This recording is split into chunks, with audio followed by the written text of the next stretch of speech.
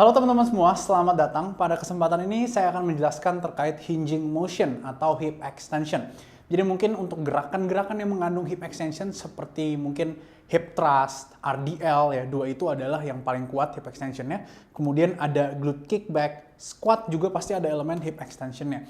Jadi di sini saya akan coba menjelaskan ya, gimana sih mekanisme hip extension itu dan juga apa yang kalian harus ketahui tentang hip extension.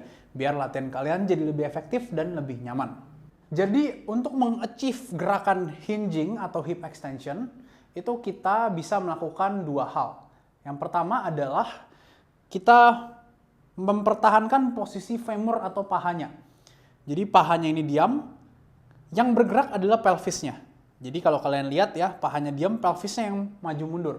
Nah, sekarang kalau misalkan yang kedua, itu adalah si pelvisnya yang kita fixin posisinya atau bagian pinggul yang kita fixin. Lalu kemudian yang bergerak itu adalah si femurnya. Jadi femurnya ini yang rotate, maju, mundur. Kalau ke sana berarti hip flexion, kalau ke sana berarti hip extension.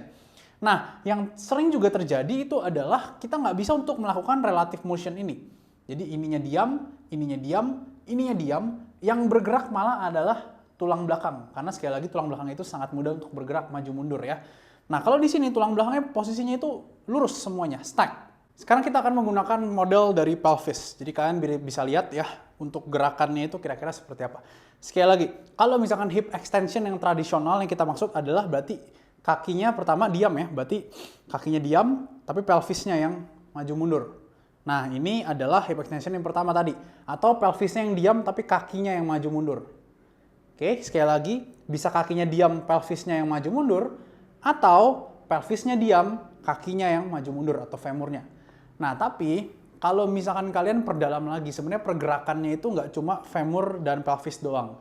Tapi juga ada pergerakan dari sacroiliac joint kalian. Jadi bagian pelvis ini sebenarnya pergerakannya nggak sehebat itu ya. Tapi ini saya biar demonstrasiin aja.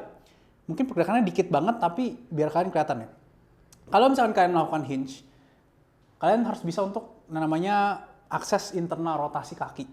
Nah, kebanyakan orang itu mereka ketat di bagian sini atau memang dia dari bawaannya adalah seorang narrow. Nah, bedanya narrow sama wide adalah orang-orang wide itu biasa mempunyai sacrum yang lebih nutated atau nutasi. Jadi bagian ininya akan lebih tip ke depan. Nah, ini akan memungkinkan mereka untuk lebih gampang hinging. Sedangkan untuk narrow itu karena mereka terbuka seperti ini. Nah, dia bagian belakangnya ini akan lebih konsentrik. Atau istilahnya lebih ketat lah ya bagian sini. Jadi mereka tuh nggak bisa untuk memanjang, susah.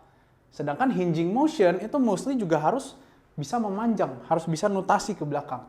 Nah, jadi itu kenapa beberapa orang yang mungkin belakangnya itu susah untuk expand atau untuk kebuka dan nggak bisa relax gitu ya, akan sulit untuk melakukan hinging motion.